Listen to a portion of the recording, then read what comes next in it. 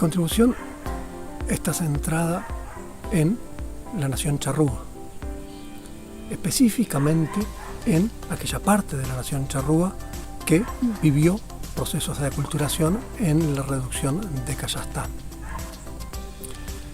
Mucho se habla de los charrúas en gran medida como consecuencia del uso que hizo de ellos la historiografía de corte nacionalista, especialmente la uruguaya, también de que esa historiografía generó a partir de esos indígenas una suerte de mitos fundacionales, adjudicándoles un carácter de bravíos, de indómitos, que de alguna manera preanunciaban lo que después fue la República Oriental del Uruguay o lo que se deseaba que fuera. También se habla mucho de los charrúas desde que las fuentes tienen un sesgo apreciable, tienden a hablar más de la violencia que de los procesos de paz, al menos cuando referidas a este tipo de indígenas. Y ese sesgo también, en cierto modo, lo tenemos desde nuestro presente, en donde esos procesos de interacción violenta parecen interesar más que los de paz. Al respecto del proceso de aculturación de charrúas en Kayastán, ya publiqué anteriormente otras dos contribuciones también en la revista Tefros. Esta específicamente se refiere al proceso acaecido desde el año 1784 hasta que la reducción deja de ser nombrada en las fuentes en medio de las guerras civiles de la independencia hacia el año 1814 o 15. ¿Por qué centrar atención en la reducción de Kayastán? Kayastán fue una reducción exclusivamente charrúa, así lo señalan inequívocamente las fuentes.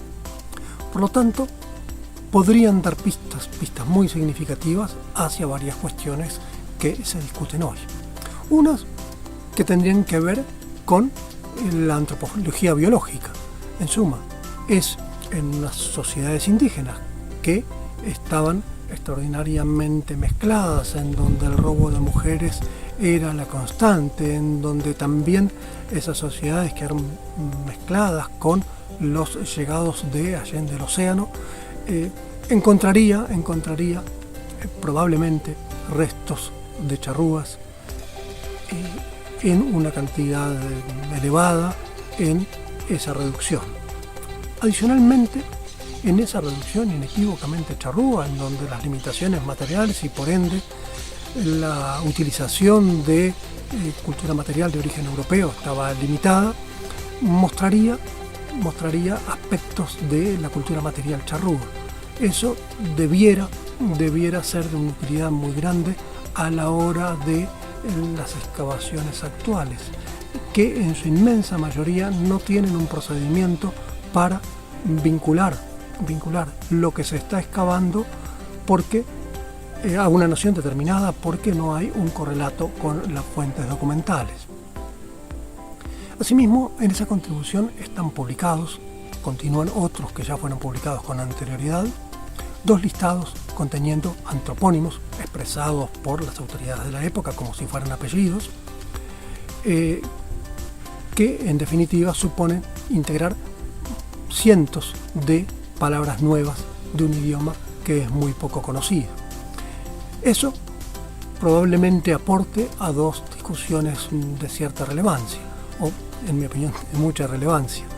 La primera, volver a discutir si hay una única familia lingüística con la otra gran nación del territorio, que es la Genoa minuana, es decir, la que los jesuitas llamaron Genoa y españoles y portugueses minuanas.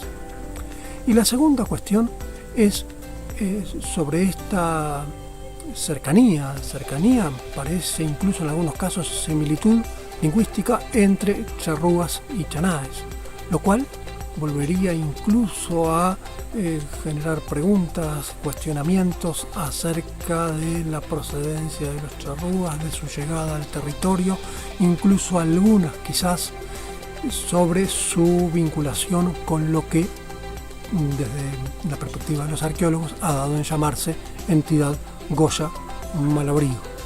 Básicamente eso es la actual contribución sobre la reducción de Cayastá a partir del año 1784. Gracias.